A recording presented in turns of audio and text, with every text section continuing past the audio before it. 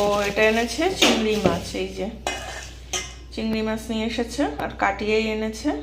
যাক, পুঁই শাক এনেছে বলে মনে হয় চিংড়ি মাছটা নিয়ে এসেছে। কেমন আছো তোমরা সবাই? আশা করি সবাই তোমরা ভালো আছো। আজকে কি কি বাজার হলো, কি কি রান্না হবে, চলো একবার তোমাদের সাথে শেয়ার করে নিই। এখানে ব্যাগে দেখি কি নিয়ে এসেছে। তো দেখছি পুঁই শাক নিয়ে এসেছে, কচি কচি সব বার করি দেখি ব্যাগ দিয়ে। এই শোনা, এ তো অনেকটা পুঁই শাক নিয়ে এসেছিস। তোকে বললাম 500 আনতে, এটা অনেকটা তো মনে হচ্ছে। 1 কেজি নিয়েছিস? পুঁই শাক কি এতটা নেয় কেউ? বাবা, কতগুলো পুঁই শাক এনেছে, অনেকটা হবে। আর কি রয়েছে দেখি ব্যাগের ভিতরে। আলু নিয়ে এসেছে দেখছি। আর কি আছে? এদিকে আছে মাছ মনে হচ্ছে। কি মাছ এনেছে চলুন আপনাদের সাথে শেয়ার করে নিই একটু। মাছ এনেছে চলুন আপনাদের সাথে শেয়ার করে নিই।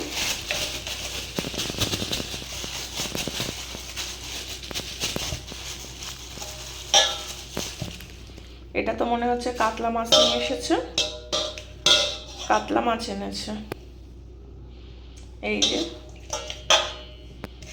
কাতলা মাছ। আর এই মাছটা দেখি কি মাছ এনেছে, দেখে নিই একবার।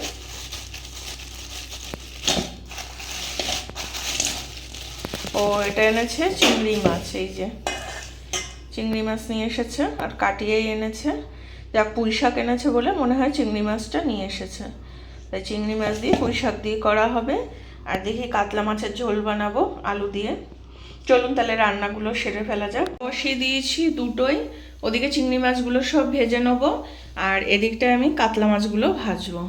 তো আমি চিংড়ি মাছগুলো এই যে গামলার মধ্যে সব নুন হলুদ দিয়ে মাখিয়ে রেখেছি। এবার আমি তেলের মধ্যে দিয়ে দেবো। তেলের মধ্যে চিংড়ি মাছগুলো দিয়ে দিলাম। চিংড়ি মাছ কিন্তু বেশি ভাজা লাগে না, অল্প ভেজেই আমি তুলবো। আস্তে করে দিলাম এটা। এবার আমি এই কড়ার ভিতরে এই যে আমি এখানে নুন হলুদ মাখিয়ে রেখেছি মাছগুলো, এগুলো কিন্তু আমি কড়ার ভিতরে একটা একটা করে ছেড়ে দেবো। এবার একটা একটা করে আমি ছেড়ে দিচ্ছি সব।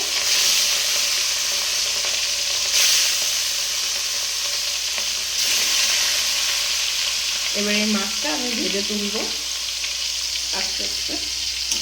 এই চিংড়ি মাছগুলো একটু নেড়ে দিই। শাকে কিন্তু বড় বড় চিংড়ি ভালো লাগে না, এই ধরনের চিংড়িগুলো কিন্তু ভালো লাগে খেতে। একটু ছোট হবে, মজে যাবে ভালো, খেতেও বেশ সুন্দর লাগে এই চিংড়িগুলো। ওই জন্য এই চিংড়িগুলো আনতে বললাম ছেলেকে। আর এদিকে কিন্তু কাতলা মাছটা ভাজা হচ্ছে।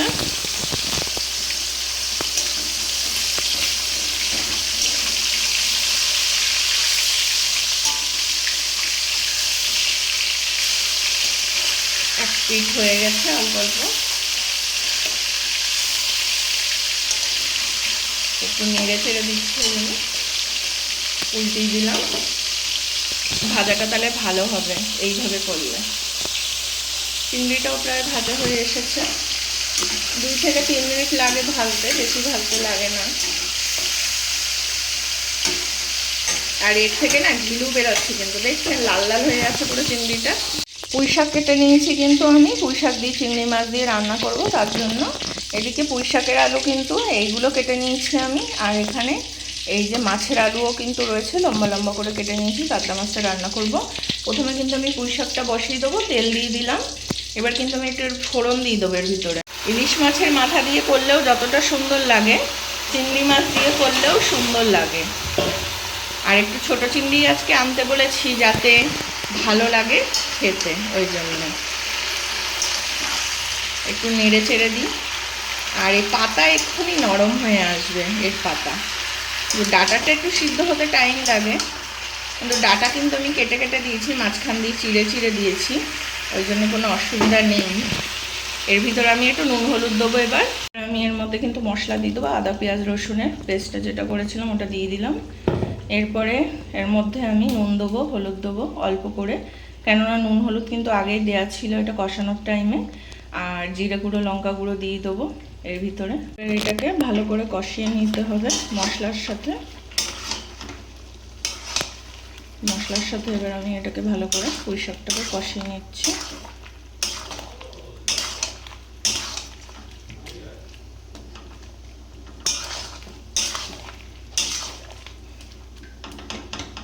মশলাটা কষে আসবে, তারপর কিন্তু আমি চিংড়ি মাছগুলো দেবো এর ভিতরে, দিয়ে তারপরে জল দেবো। আর ডাঁটাটা কিন্তু কষানো হয়ে গেছে, পুঁই শাকের ডাঁটা।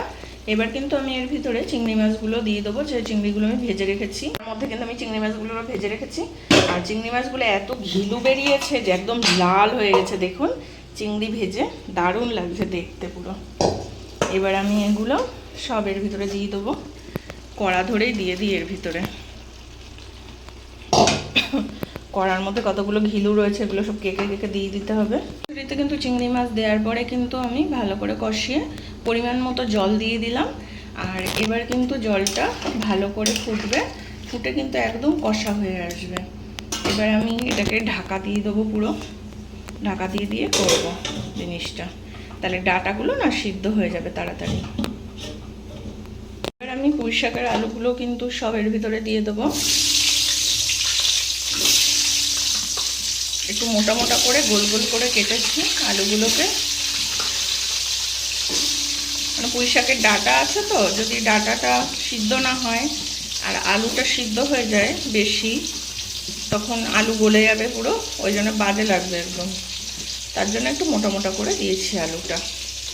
এবার কিন্তু আমি পুঁই শাকটা দিয়ে দেবো এর ভিতরে, আর তারপরে একটু নুন হলুদ দেবো, দিয়ে কিন্তু ভাজবো।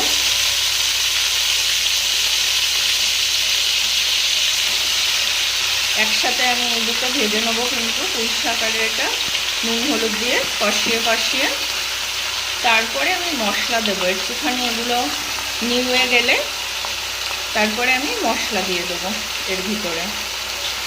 আর পুঁই শাক তো আমার একটা পুঁই শাকের চচ্চড়ি কিন্তু পুরো হয়ে এসেছে। এবার আমি এটাকে একটু নাড়াচাড়া করে দেখি কতটা জল আছে না আছে।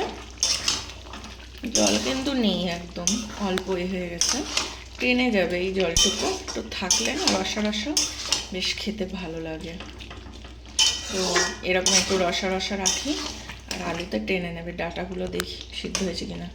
হ্যাঁ, ডাঁটাও গলে গেছে পুরো, এই যে ডাঁটাও পুরো গলে গেছে, এই যে নরম হয়ে গেছে পুরো ডাঁটা।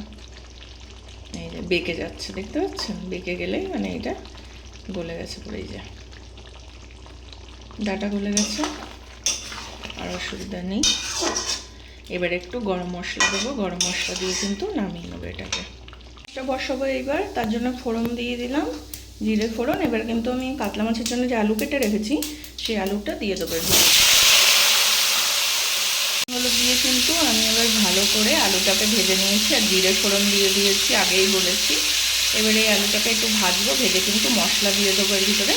আদা, পেঁয়াজ, লঙ্কা আর গুঁড়ো জিরে আর গুঁড়ো লঙ্কা দেবো একটু। মশলা দিয়ে দিয়েছি কিন্তু আমি কাতলা মাছের যে ঝোল হবে তার ভিতরে। এবার কিন্তু আমি এটাকে একটু কষিয়ে নেবো ভালো করে, আর অল্প জল দিয়েছি যাতে মশলাটা নিচে লেগে না যায়, তার জন্য। আদা, পেঁয়াজ, কাঁচা লঙ্কা বাটা, একটু গুঁড়ো লঙ্কা, একটু গুঁড়ো জিরে দিয়েছি। আর কাতলা মাছটা কিন্তু এদিকে ভাজা রয়েছে, দেখাচ্ছি। পাশে কিন্তু গামলায় যে ভেজে রেখে দিয়েছি আমি কাতলা মাছটাকে। এটা কষানো হয়ে গেলে জল দিয়ে ফুটিয়ে তারপর কিন্তু দিয়ে দেবো। মাছে কিন্তু জল দিয়ে দিয়েছি ওই যে আলুটার ভিতরে। এবার আলুটা একটু সিদ্ধ হবে, জলটা ফুটে যাবে, তারপর কিন্তু আমি মাছগুলো দিয়ে দেবো সবের ভিতরে। পুরো ফুটে হয়ে গেছে, আলুও মনে হয় সিদ্ধ হয়ে গেছে। হ্যাঁ, আলু সিদ্ধ হয়ে গেছে, এই যে আলু পুরো সিদ্ধ হয়ে গেছে। একটা আলু আমি একটুখানি গলিয়ে দিচ্ছি, তাহলে ঝোলটা একটু গাঢ় হবে। গলিয়ে দিলাম একটু আলু। এবার কিন্তু আমি মাছগুলো, এই যে গামলায় যে মাছগুলো রয়েছে সব মাছগুলোর ভিতরে দিয়ে দেবো। এই যে দিয়ে দিলাম পুরো মাছগুলো। এবার ঝোলের সাথে ভালো করে মাছগুলো অ্যাডজাস্ট করে দিই, তাহলে ঝোলটা ভালো ঢুকবে এর ভিতরে। এবার আমি চাপ ঢাকা দিয়ে দেবো, এই ফুটে গেলে এবার মাছটাও হয়ে যাবে। ঝোল পুরো কমপ্লিট হয়ে গেছে। কেমন রান্না হলো জানাবেন, একদম কিন্তু গায়ে মাখা হয়ে আসছে। এবার আমি বন্ধ করে দেবো এটাকে। কেমন লাগলো ভিডিওটা অবশ্যই জানাবেন। ভালো লাগলে লাইক, শেয়ার, কমেন্ট আর সাবস্ক্রাইব করে সাথে থাকবেন, পাশে থাকবেন। আরও নতুন নতুন ভিডিও নিয়ে কালকে আবার দেখা করতে চলে আসবো। আজকে তাহলে এখানে টাটা।